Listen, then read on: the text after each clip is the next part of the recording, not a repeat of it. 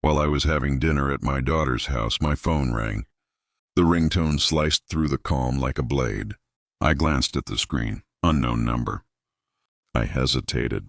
Something deep inside told me this was no ordinary call. "Hello?" I answered. "Are you home?" The voice on the other end trembled, quivering with fear. "No," I said cautiously. "Who is this?" "Then, who is in your house right now?" The voice whispered. Stomach dropped. That question wasn't casual. It was a warning. I wanted to rush out the door, check on my own house, but instinct told me to pause. Something was off. Something dangerous. Before I could move, the back door slammed with a crash that sent my daughter's cat darting. Under the couch, boots scuffed the floor. My son, Oliver, stumbled in, his leather jacket hanging loosely on his frame, his hair disheveled, eyes wild and darting like a cornered animal. "Dad, I need money," he blurted before he could catch his breath. 25,000, tonight. I set my fork down slowly. 25,000. The words rang in my ears like a hammer striking metal. "What happened now, Oliver?" I asked, keeping my voice level, though the tension coiled in my chest. "It's complicated," he muttered, pacing. Boots clacked on the hardwood floor, the sound erratic, impatient. "Business deal went wrong. I need to fix it fast." I narrowed my eyes. "Business? Or gambling debt?" His face flushed crimson. "It's not your business. I know you have it, from the farm." The word farm hit me like a punch. Years of sweat, sacrifice, and savings, gone to feed his recklessness. "How much do you owe them?" I asked. He froze. "Them? I don't know. The people who sent you here trembling and desperate. The ones you fear?" He swallowed hard. His voice dropped to a whisper, almost a hiss. "You'll regret this. Dad, you think you're high and mighty with your farm money? Maybe it's time someone taught you what real trouble looks like." I felt my blood run cold. The son I raised, the boy I taught to change oil in a Buick, to respect life and family, was gone, replaced by someone I barely recognized. He stormed out, slamming the door behind him, boots pounding. The engine of his truck roared to life moments later, echoing down the gravel road. I stood frozen, the neighbor's warning echoing in my mind. "Who is in your house?" The weekend was unbearable. Every creak, every gust of wind, every shadow sent my heart racing. Sleep was elusive. My mind replayed Oliver's words. His threat, "You'll regret this." Monday morning came gray and cold. I sat in my favorite chair, nursing a cup of coffee that had gone cold when the phone rang. "Dad?" Oliver's voice was different, warmer, almost cheerful. I wanted to apologize for Friday." I was out of line. In 38 years, he had never apologized first. Ever. My grip on the phone tightened. "I've been thinking," he continued. "You were right. I can't keep running to you every time I mess up. I promise I'll do better." Then came the invitation. "Dad, Hetty and I want you over for dinner. Wednesday night, 6:30, 142 Maple Street." I wrote down the address. The weight of the decision pressed on my chest like a stone. Something didn't feel right, though I couldn't put my finger on it. Tuesday morning, I noticed a truck parked across from my house. A man sat inside, hunched over, eyes darting constantly. Something about his presence screamed danger. His glances were too calculated, his behavior too deliberate. My instincts told me, this is no coincidence. The day crawled by. Every creak of the house, every shadow on the walls, every passing neighbor's glance reminded me, tonight, I would face the truth. I dressed carefully Wednesday evening, navy suit, polished shoes, a bottle of red wine in hand. I drove to 142 Maple Street, each street feeling unfamiliar, each shadow raising my pulse. The house stood perfect, unnervingly perfect. Lawn manicured, lights glowing inside, everything staged. I pressed the doorbell. Oliver opened it before the chime ended, smiling too wide, too forced. "Dad, come in, come in!" I stepped inside cautiously. Hetty hovered behind him, hands trembling slightly. The house smelled of polish and overcooked garlic. The dining room was pristine, everything arranged like a photograph. Oliver poured the wine, voice cheerful, masking something darker. His eyes flicked to his watch, then to the door. Too calculated, too deliberate. Dinner began. Conversation was carefully curated, rehearsed. Every memory Oliver shared, every laugh, every smile, felt scripted. Hetty's movements were precise, controlled. Something was being hidden. Something dangerous. Then my phone rang. "Caller ID neighbor." "Oliver, I hope I'm not interrupting, but there are lights moving in your house. Flashlights. Someone is inside. I've been watching for 10 minutes. The fork slipped from Oliver's hands. Hetty froze. Panic crept into their smiles. My heart hammered. Someone was in my house. Someone was moving systematically through the rooms. "Lights moving inside?" I asked, voice distant, unreal. "Yes, upstairs, kitchen. I don't know how many." "Be careful, Oliver." I hung up, glancing at my son. The smile was still plastered to his face, but now the panic in his eyes betrayed him. I needed to leave, now. "Dad, it's nothing. Just shadows, I'm sure," Oliver said quickly, too quickly, blocking my path. "No, I trust your neighbor." "Someone is in my house," I said, my voice hard. Oliver stepped closer, blocking the door. "Please, wait. We can check together." Something snapped. The mask fell. The son I thought I knew, the one I trusted, was gone. He was now someone who would stop me from protecting what was mine. I had to get out. But as I reached for the door, Oliver's hand shot forward. Deadbolt clicked, locked. "You're not leaving," he said, voice cold, deadly. I stared at him, the reality sinking in. The man standing before me, the son I raised, was now a stranger. Someone capable of betraying me. Behind him, Hetty pressed herself to the wall, clutching a dish towel, eyes wide with fear. The truth hit me. I had walked straight into a trap.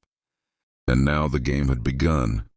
I was trapped, locked inside, while someone unknown, was ransacking my house. And my own son had made sure I couldn't stop it. The deadbolt's metallic click echoed in my ears, a grim punctuation to the nightmare I'd just walked into. Oliver's cold stare pinned me against the door, the force of his body pressing the panic deeper into my chest.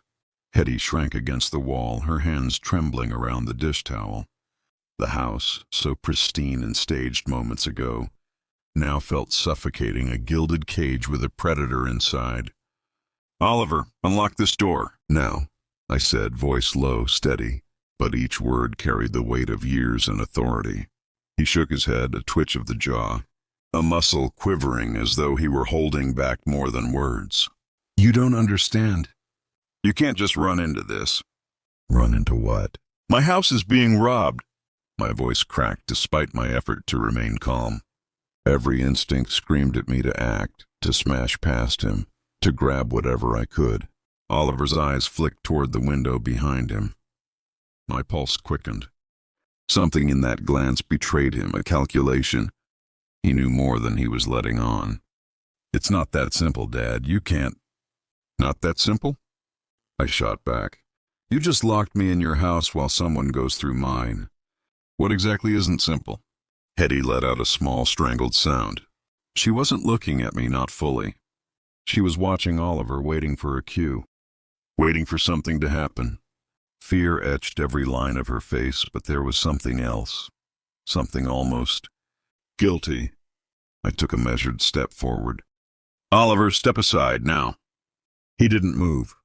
Instead, he crossed his arms, leaning against the door with a weight that seemed to grow heavier with every second. "You'll make it worse if you just charge out there," he said. His voice carried that same rehearsed calm from our dinner earlier, but now it was sharpened, dangerous. I forced my mind to slow, focusing on every detail, the way his shoulders shifted, the faint tremor in his hands, the sweat on his brow despite the cool evening. He was nervous, terrified even, but not enough to stop what he was doing. "I don't care about worse," I said. "You think I raised a son who lets strangers ransack his home while he hides, behind fake smiles and excuses?" For a heartbeat, his eyes widened, almost human. Then the mask returned. "I'm trying to protect you, Dad, that's all. You need to trust me." I snorted, bitter and hollow. "Trust you? After Friday? After tonight?" He stepped back slightly, not enough to give me space, but enough to reveal his phone in his hand. His thumb hovered over the screen, a nervous twitch. I have a plan, but you can't just run in there." I stared at him. "Plan? What plan? Tell me what's happening."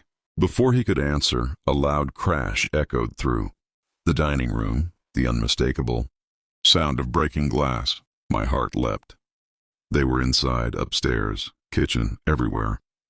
Hetty gasped, clutching the edge of the table. Oliver's head snapped toward the sound, his lips pressing into a thin line. His phone dropped, sliding across the polished floor. The gleam of the screen caught the candlelight.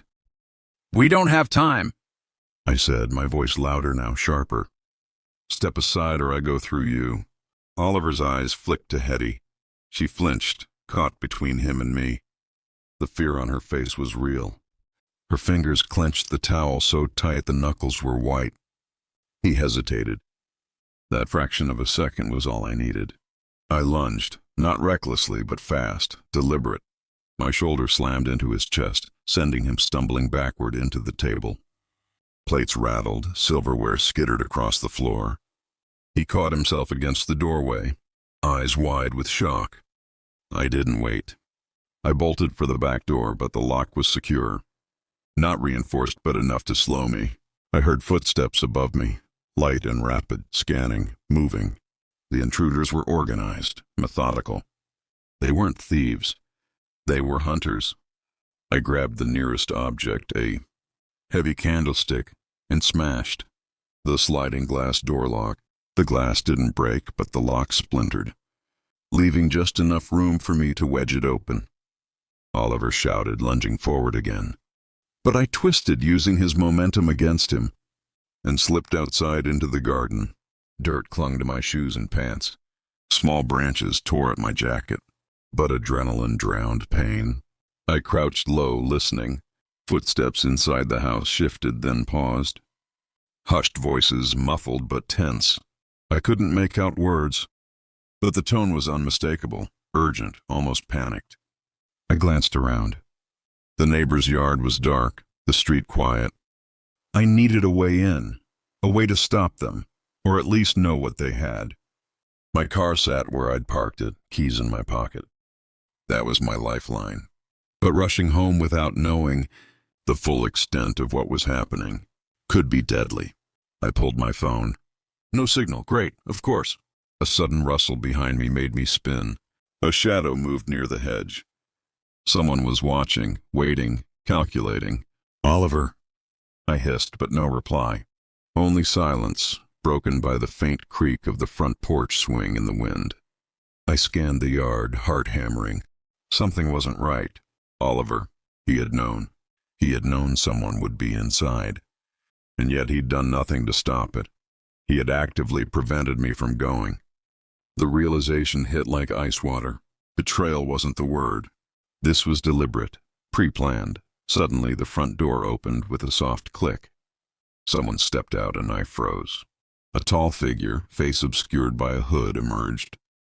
Not Oliver, not Hetty, someone else. Time slowed. Every instinct screamed at me to run, but my legs refused. The figure took a step forward, then another. Hands emerged, gloved, gripping something long, metallic. A crowbar? I tightened my grip on the candlestick. "You shouldn't be here," a voice whispered from beneath the hood. Not a threat, but a promise. A warning. Behind me, the shadows shifted again. Another figure emerged. This one smaller, quicker, sliding toward me silently like a predator. I realized, with a sinking feeling in my gut, that this was no ordinary robbery. This was targeted, personal, and Oliver had led me right into it. My heart raced. I had two choices, fight or flee. But even as I considered my options, the larger figure raised the crowbar. The world narrowed. Adrenaline and fear merged. Every second stretched. I knew one mistake could cost me everything, not just my possessions, but the truth about my son and the people he had brought into this. And then, a voice behind me, calm, chilling. Oliver said you'd come. Now, you can't leave.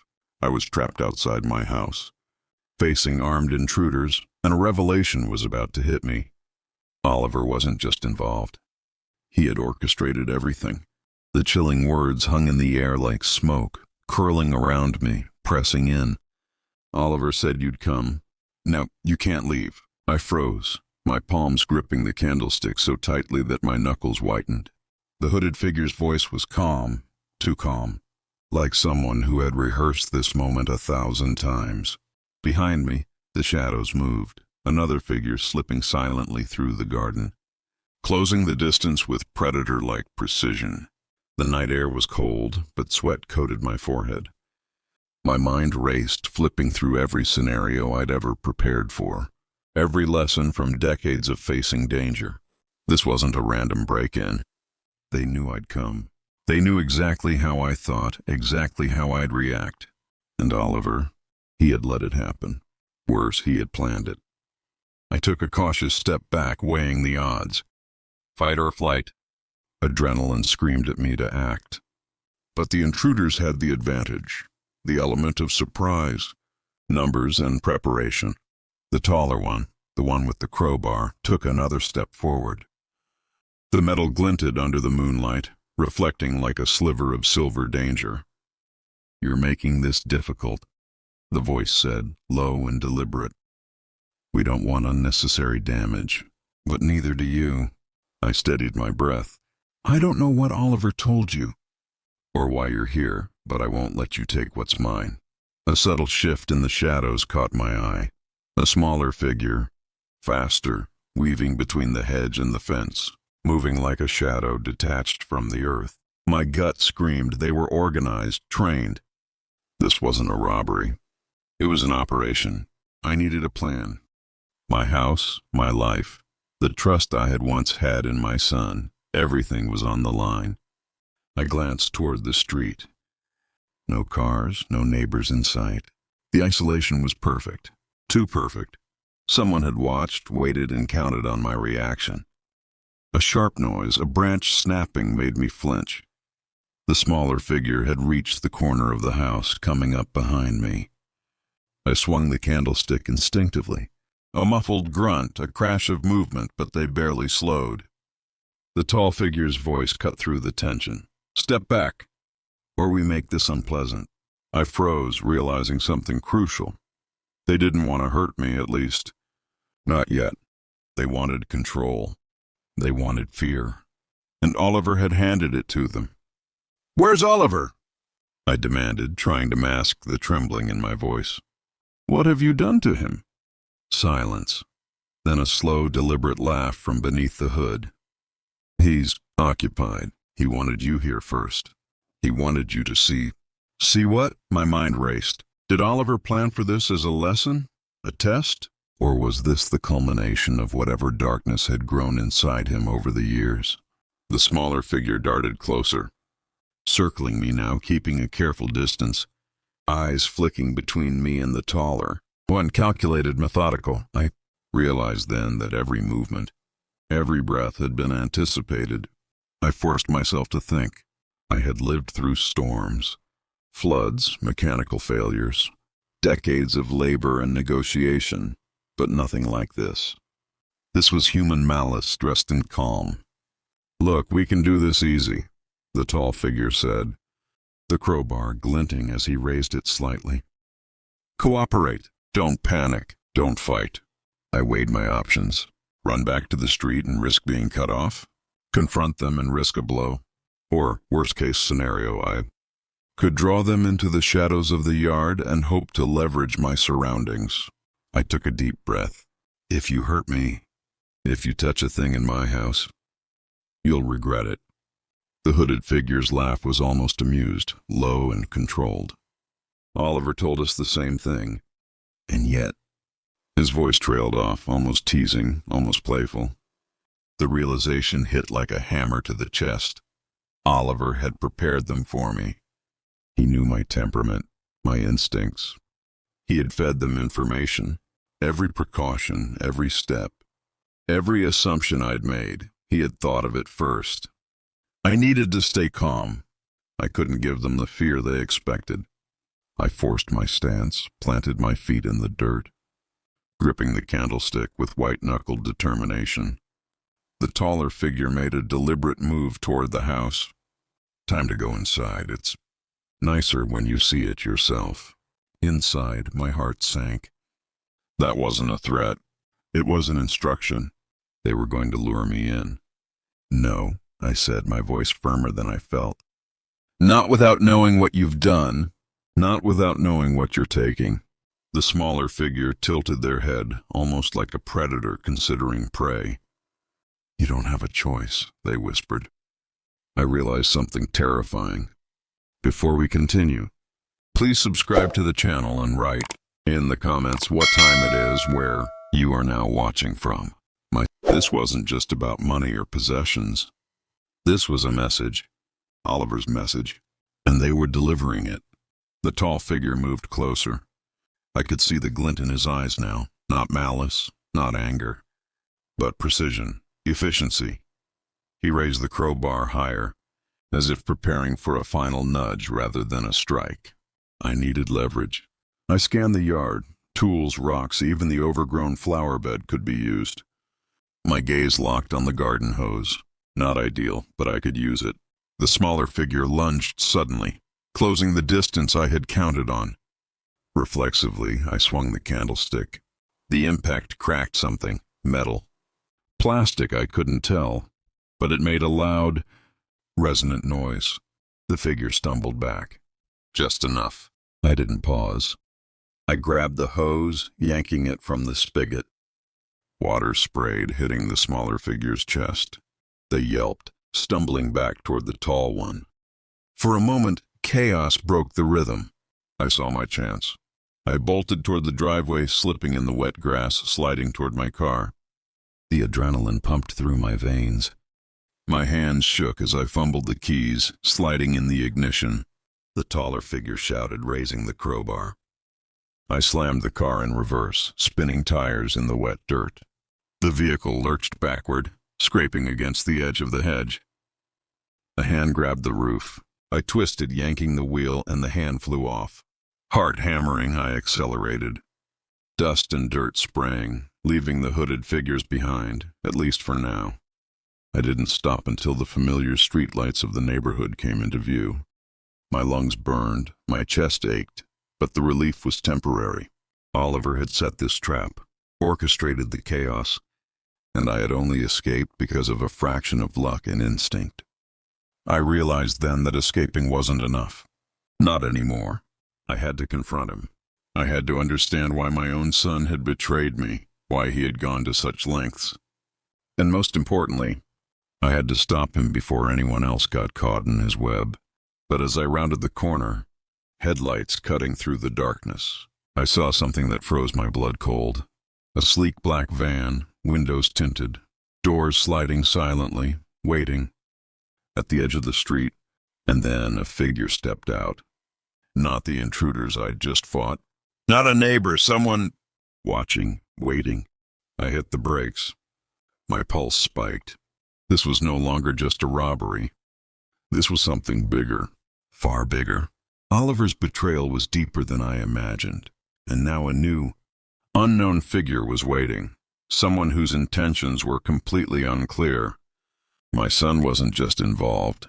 He was part of something I was only beginning to understand. The black van sat like a predator at the edge of the street, its dark windows reflecting nothing, revealing nothing. My hands tightened on the steering wheel, knuckles white, pulse hammering like a drumbeat of warning. The streetlight flickered above. casting uneven shadows that danced across the pavement. And for a moment I thought about turning around, abandoning everything, my house, my pride, the life I'd spent decades building. But the thought didn't last. My instincts had been honed by years of labor, by the unforgiving lessons life had thrown at me. I knew running wouldn't solve anything. Not this time. Not when Oliver was involved. Not when someone was waiting for me, deliberately, carefully. I slowed the car, keeping the engine idling, and watched the van. A figure emerged from the driver's side. Tall, broad-shouldered, completely black clothing, gloves that hid any identifying marks. Not a neighbor, not a random criminal. This was professional, calculated, and they had been watching, waiting for me to leave the chaos at my own house. The figure's stance was relaxed, almost casual, but the deliberate precision in their movement betrayed the reality beneath the surface. One step forward, another back, as if pacing the moment I decided to act. I took a deep breath. The street was empty, the night silent except for the faint hum of the distant highway. "Who are you?" I demanded, my voice low, carrying both authority and caution. The figure didn't answer immediately. Instead, they raised a gloved hand and dropped a small, sleek envelope on the pavement, letting it slide toward the car. My eyes followed the movement carefully. The envelope was heavy, stiff, and exuded a sense of formality that felt deliberate. I opened the door cautiously, every nerve screaming, and reached for the envelope. Inside was a single sheet of thick cream-colored paper. Written in bold, perfectly neat handwriting were 3 words that made my blood run cold. "Oliver is compromised." The words were simple, but the weight behind them was enormous. Compromised, not missing, not in trouble. Compromised. Someone or something had leveraged him, turned him, and I had unknowingly walked straight into their plan. I glanced at the van. The figure was gone, disappeared as silently as they had arrived. My mind raced. Who could be powerful enough to manipulate Oliver? And how long had they been watching me, waiting for the exact moment to strike? The sound of tires squealing in the distance yanked me back. My phone buzzed in my pocket. Elmer. Oliver. Elmer's voice trembled. "I've been watching the house. Something's happening. They're moving fast. I don't know how, but they're inside." "Don't wait. Go now." I slammed the phone down. My chest burned. My house, my sanctuary, my memories, all under siege, and my own son had allowed it. Maybe even facilitated it. I gripped the wheel, decision made. The car roared to life, tires spinning on the asphalt as I sped toward the neighborhood. The moonlight illuminated the familiar streets, but every shadow now seemed dangerous. Every alleyway a potential trap. I arrived at my driveway to find the chaos had intensified. Windows shattered, the front door swinging on broken hinges. The familiar scent of home, wood polish, old carpets, lingering memories of family dinners, was tainted with smoke and a metallic tang of fear. And there, moving with a precision that chilled me to the bone, were the intruders. The 2 who had ambushed me earlier, now joined by another, tall, menacing, carrying tools I didn't want to imagine being used on me. I stepped out of the car, surveying the scene. They didn't notice me at first, focused entirely on rifling through the house, extracting what seemed valuable, but I could tell from their methodical movements that every object was catalogued, every step pre-planned. Then a sound from the backyard, Oliver's voice. Not pleading, not apologetic, but cold, calculated. "Dad, don't make this harder than it has to be." My blood ran cold. That voice, my son's voice, was no longer familiar. Something inside him had shifted. Fear? Yes, but more than that. Determination, obedience, complicity. I forced myself to breathe, to focus. Every muscle in my body tensed, ready to strike or flee. But I needed information first. "Oliver," I called, voice carrying across the yard. "Step away from them now." No response, only the quiet shuffle of movement, the metallic clink of tools, and the whisper of my son's voice instructing, directing, guiding. The intruders paused briefly, exchanging glances. They were listening to him. They trusted him. My own son had handed my life into their hands. I realized then that brute force alone wouldn't save the house. Strategy, cunning, and exploiting their overconfidence were my only tools. Every lesson, every instinct, every experience had led to this moment. I edged around the side of the house, keeping shadows as my ally. I had to get inside, assess the situation, and find a way to isolate the threat. But as I reached the corner of the house, I froze. A new figure appeared. This one was inside the living room, looking directly at me through a broken window. Not one of the intruders from the yard, not the figure from the van. Someone else, tall, lean, wearing a mask that covered their face. Their gaze was unrelenting, assessing, predatory. And in that instant, I knew. Oliver's betrayal wasn't just about the money. It wasn't about greed. This was bigger.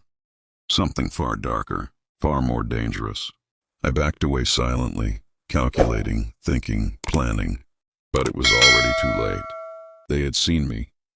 A voice, muffled but unmistakably familiar, hissed from inside. "Dad, don't do anything stupid. You'll regret it." And then the sound of a gun cocking echoed in the night. Oliver isn't just compromised, he's working for someone far more dangerous than I imagined. And now, a new masked figure with lethal intent has entered the house. Every instinct tells me I've walked into a trap far worse than any I've faced before.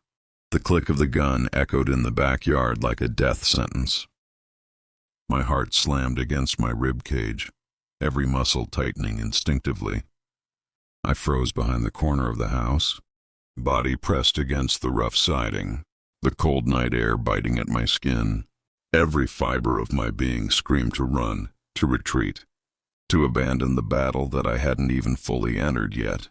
But retreat wasn't an option, not now, not when Oliver, my son, stood on the other side of the line, guiding these intruders through my home like a conductor, orchestrating a symphony of chaos. I took a deep, measured breath, trying to control the surge of anger and fear. One misstep and it would all end. I had to think, observe, and exploit the smallest crack in their armor. Through the broken living room window, I could see him, Oliver, moving with unnatural precision. Gone was the familiar hesitation, the awkward nervousness that had characterized him as a young man. In its place was cold, methodical efficiency. He handed tools, directed the intruders, and every so often glanced at the clock on the wall as if timing something far more complex than a simple burglary. I circled to the back, keeping to the shadows, the gravel crunching softly under my boots. My mind raced. How had it come to this? How had my son, the boy who used to tinker in the garage with me, become a willing participant in what was now clearly a premeditated assault on my life? The masked figure shifted, moving closer to the hallway that led to the study. Their movements were deliberate, calculated. They were no amateurs. I could tell by the way they handled the environment, by the way they assessed every corner, every object, every potential obstacle. Oliver's voice cut through the silence, unnervingly calm. "Check the study, make sure nothing's left behind. Dad's old journals are there, grab them." My stomach churned. My journals? Years of memories, secrets, and personal reflections, all now targeted. My private life, my thoughts, exposed to strangers and orchestrated by the one person I should have trusted the most. I crouched lower, closer to the window, peering through the shattered glass. The intruders moved as if choreographed, each step synchronized with the other. One of them, a man wearing a black hoodie, paused at the sound of a floorboard, creaking beneath my boots.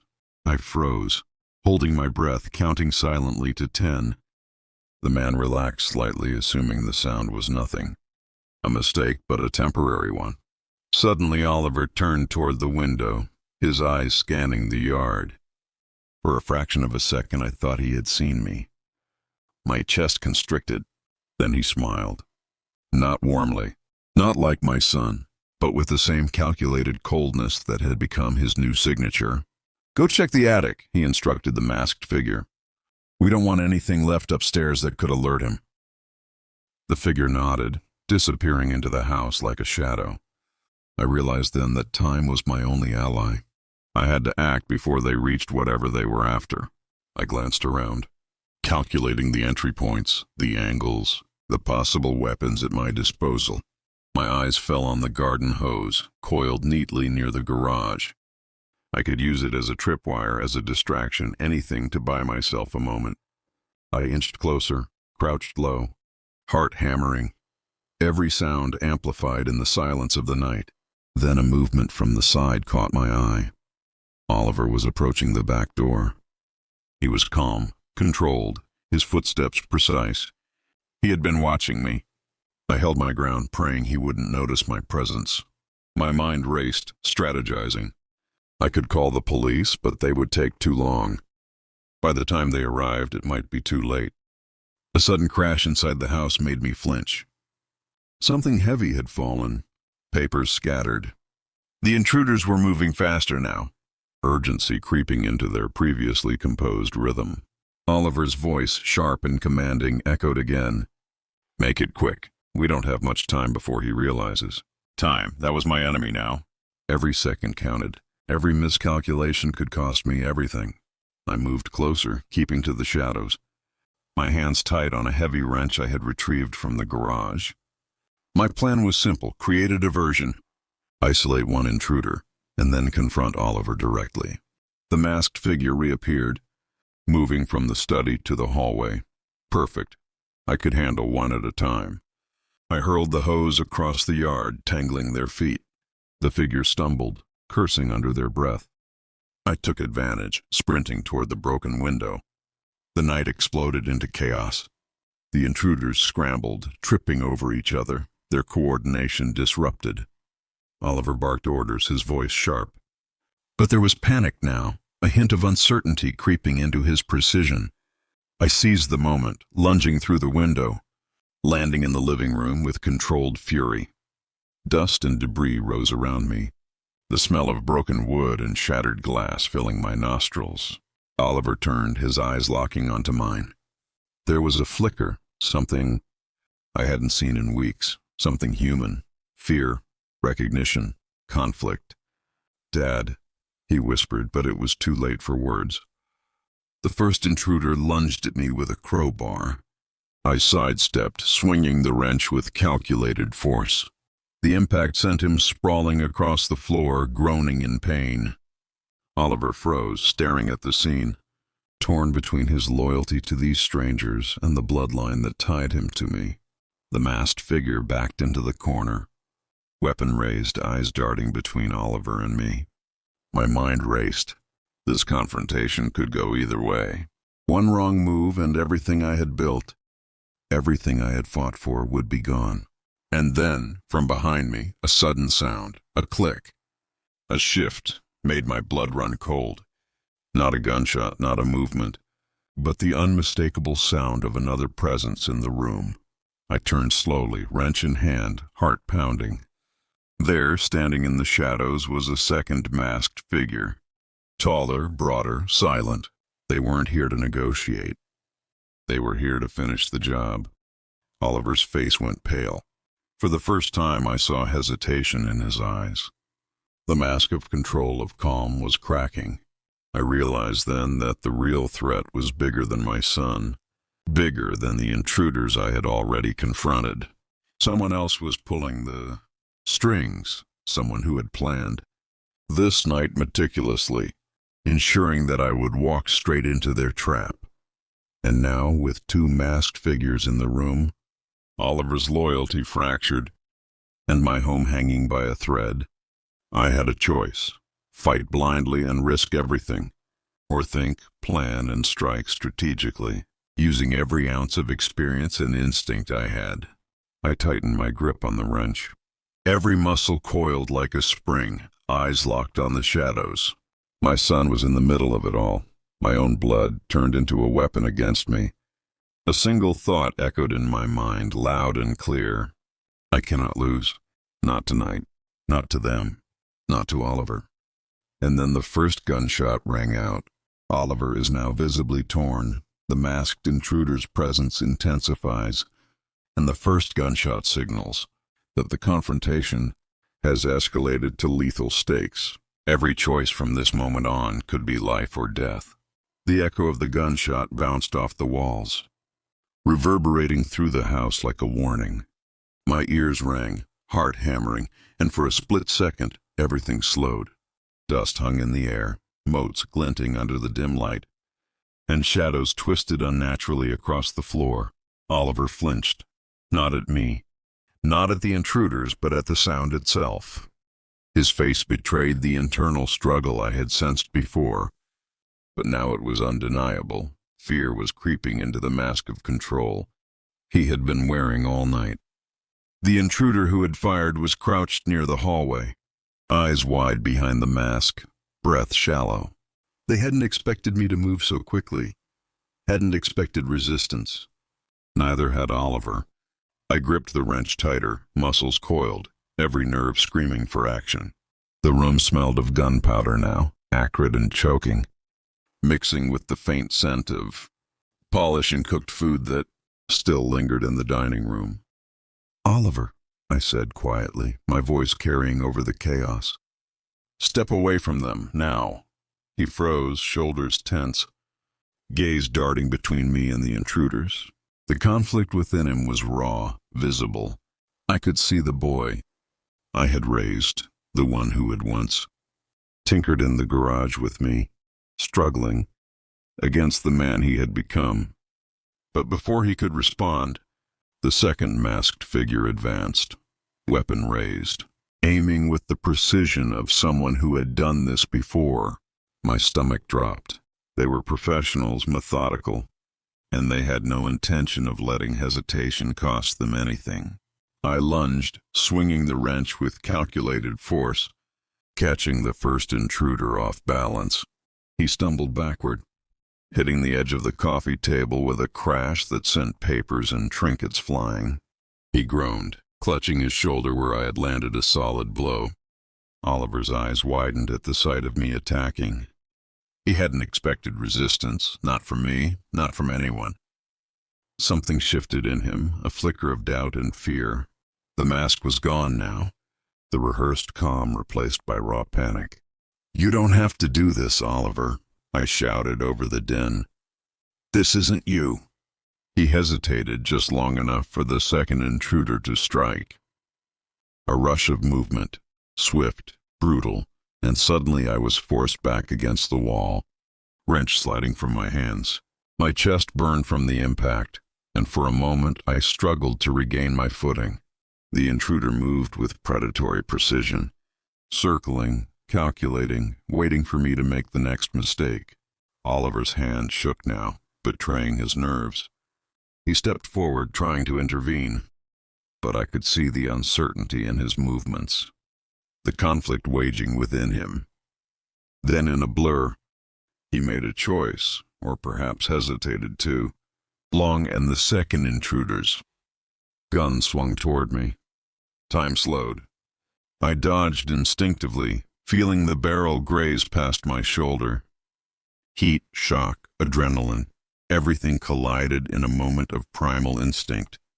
Oliver screamed, not at me, not at the intruders, but at the impossibility of what was happening.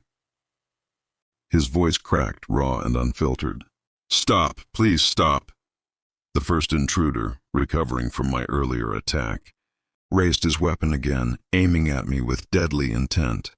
My mind raced, calculating angles, options, escape routes.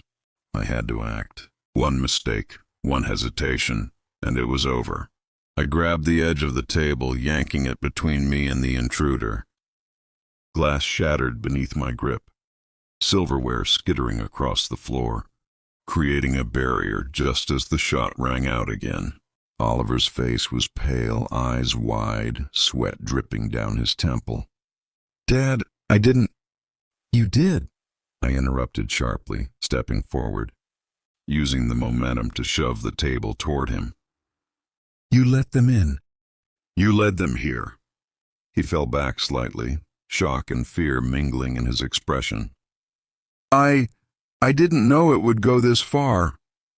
"Too late for excuses," I said, voice low, controlled but cold. "You've made your choice. Now we deal with it." The second intruder moved again, circling. Oliver froze, caught between his loyalty to these strangers and the bond with his father. I could see the conflict tearing him apart. And in that moment I knew I had to force a choice. I lunged toward him, wrench in hand, not to strike but to seize control, to force him to act. "Oliver, decide! Are you with me or are you with them?" For a heartbeat, time stopped. The masked figures watched, anticipating my next move. The tension was electric, thick enough to choke on. Then Oliver's hands dropped to his sides, shaking. His face crumpled in shame and fear. I'm with you," he stammered. The second intruder's eyes narrowed, realizing the balance had shifted. He lunged forward, but Oliver moved instinctively, stepping between me and the intruder, throwing a heavy chair at him.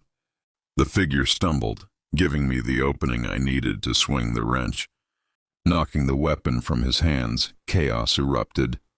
Shouts, crashing furniture, grunts of exertion. But the tide had turned. The intruders were no longer fully in control. Oliver's allegiance, hesitant but clear, had shifted the momentum. Still, the danger wasn't over.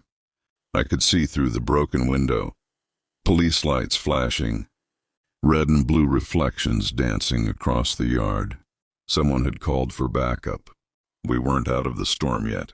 Oliver turned toward me, eyes wide, guilt and fear etched deeply into his features. "Dad, I didn't want this to happen. I thought I could just manage it, control it." "Control?" I spat, voice trembling with rage and disbelief. "You invited danger into our home, into my life."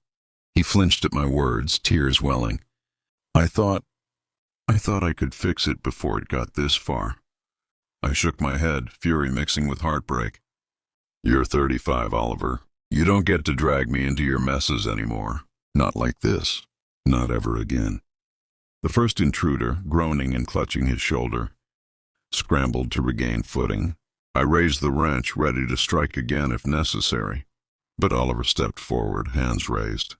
"Let me handle this," he said, voice firm yet trembling. For a moment I considered his offer. He had made the mess. He should face part of it. But I wasn't ready to trust him fully. Not after everything. Still, the police would arrive any second, and I needed a plan that kept both of us alive. The masked intruders, realizing the tide had turned, made a sudden decision. They bolted for the front door, not expecting Oliver to intercept. He moved quickly, positioning himself between them and the exit, shouting, "Stop! You're not going anywhere."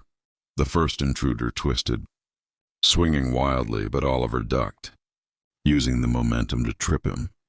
The second intruder, slower now, tried to flee, but my wrench connected with a bone-crunching thud against his shoulder. He collapsed, groaning, pinned by the force. Silence fell for a fraction of a second, broken only by heavy breathing, the distant wail of approaching sirens, and Oliver's shaky exhale. I looked at him, and for the first time that night, I saw him as he had been as a child, determined, flawed, but capable of courage and quick thinking. But the danger wasn't over. One glance toward the window revealed a shadow moving across the yard, another figure, watching, waiting, perhaps orchestrating this entire ordeal from the darkness. And that's when I realized the full truth.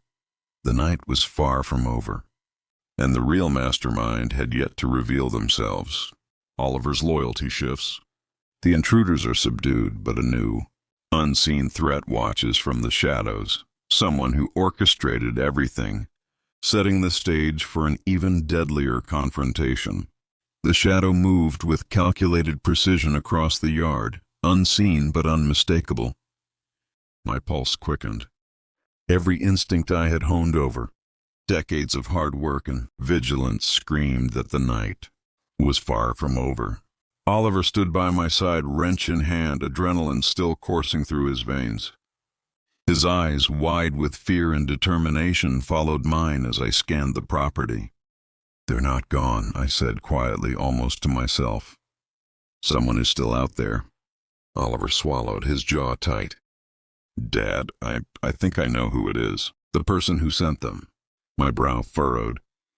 "Who, Oliver?" He hesitated, glancing toward the back window, where shadows from the trees danced in the dim police lights.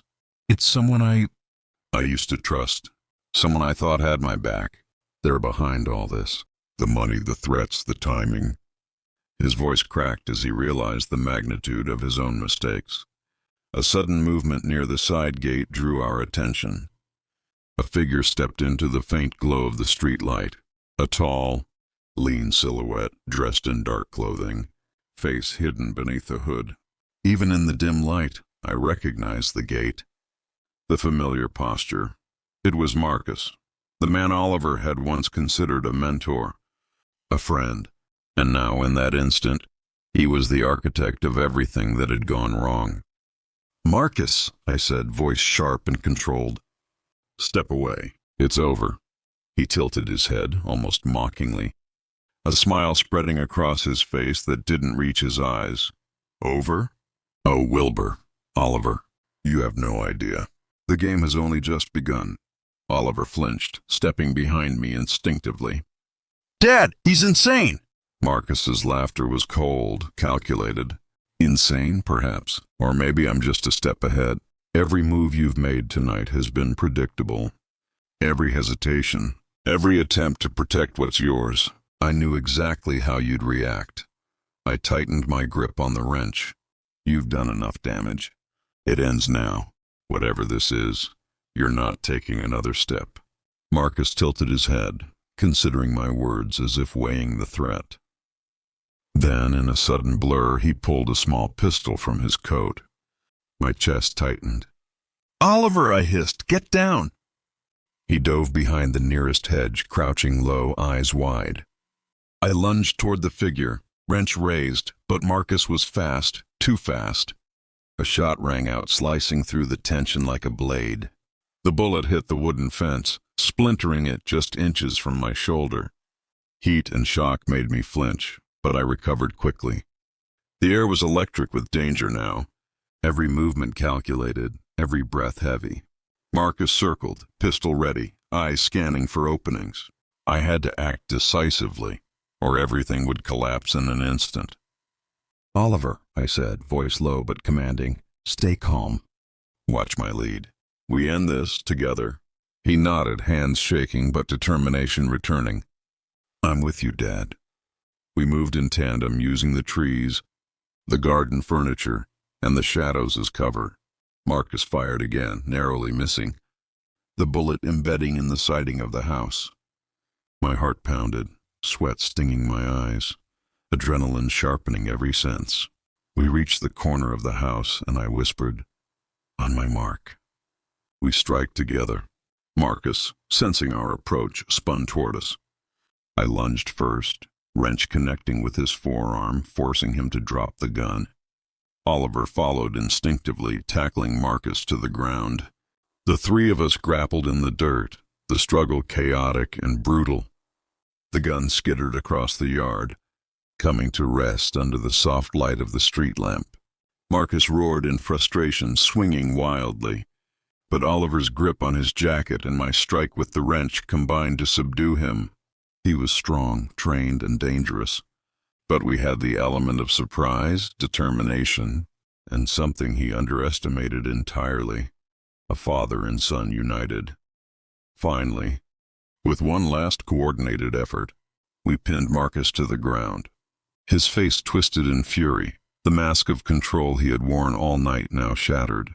He glared at me, eyes burning with rage and disbelief. "You think this ends here?" he spat. "You think you've won?" Oliver looked down at him, eyes blazing. "No, but it ends tonight. We won't let you control us anymore. Not our lives. Not our family." The distant wail of police sirens grew louder. Cutting through the night, Marcus's shoulders tensed, realization dawning. Reinforcements were coming. He tried to struggle again, but it was futile. Oliver and I held him fast, unyielding. When the officers arrived, they moved quickly, securing Marcus and taking statements. Questions were asked, explanations demanded, but the relief in my chest was almost unbearable. We had survived the night. We had stopped him. And Oliver, my son, had stepped into his courage, proving that even after mistakes, redemption was possible later. As the police cleared the yard and took Marcus away, Oliver and I stood silently on the porch. The house was a mess, broken furniture, scattered papers, remnants of chaos, but it was still ours, and for the first time in years, I felt a sense of connection, of trust rekindled. "I'm sorry, Dad," Oliver said quietly, voice trembling. "I should never have gotten involved. I should have told you everything." I placed a hand on his shoulder, feeling the weight of years melt away just slightly. "You're learning, Oliver. It's not too late to make things right. Tonight, you made a choice, the right choice." He nodded, tears slipping down his cheeks. I won't fail again. I promise." The dawn was breaking now, pale light creeping across the yard, painting the damage and the aftermath in a golden hue. The night had tested us, torn us, and threatened to break us. But it had also reminded us of what mattered most: family, trust, and courage. I looked at Oliver, and for the first time in a long time, I saw the boy I had raised, and the man he had become, flawed, yes, but capable of bravery, honesty, and love. And in that moment I knew, no matter what storms came in the future, we would face them together. Oliver redeems himself through courage and loyalty. Marcus, the true mastermind, is captured. Father and son reconcile, their bond stronger than ever. The house, the family, and the trust between them endure. But the tension of what could have been lost lingers, a subtle reminder that vigilance is never optional.